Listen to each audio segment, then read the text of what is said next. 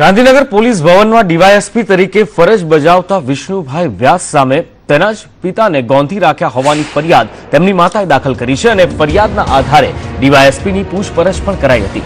જો કે આક્ષેપ બાબતે ડીવાયએસપીનો સંપર્ક સાધતા તેમણે પોતાની બહેનો દ્વારા માતાને ભૂલવી આ ફરિયાદ કરાવી હોવાનું જણાવ્યું હતું અને આરોપ લગાવ્યો હતો કે તેમની બહેનોએ તેમના પિતાનું રાજકોટમાં આવેલું મકાન પોતાના નામે કરવા માટે આ ફરિયાદ દાખલ કરી છે। તો બીજી તરફ તેમના પિતાની પૂછપરછ કરતા તેમણે પણ ગોંધી રાખી હોવાની વાતને રદિયો આપ્યો હતો કે તમને તમારા સન વિષ્ણુભાઈએ ગોંધી રાખ્યા છે, બરાબર?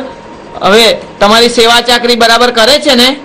ખુશ છો તમે ખુશ છો ને દાદા? અને તમારે તમારા દીકરા પાસે જ રહેવું છે ને?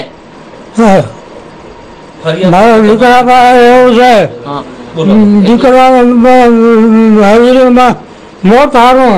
ફરિયાદ મારા બાએ કરી છે, પણ મારા બા એ ફરિયાદ ખરેખર મારા બાએ નથી કરી। આ ફરિયાદને અરજી જે કંઈ કરી છે એ અરજી મારી બહેનોની ચળવણીથી મારી બા ટાઈપ કરી શકતા નથી, ટાઈપ કરાવી શકતા નથી। એ ટાઈપ કરાવીને મારી બહેનોએ લઈ આવ્યા છે તૈયાર, અને એમાં બાની સહી લઈ દઈ છે।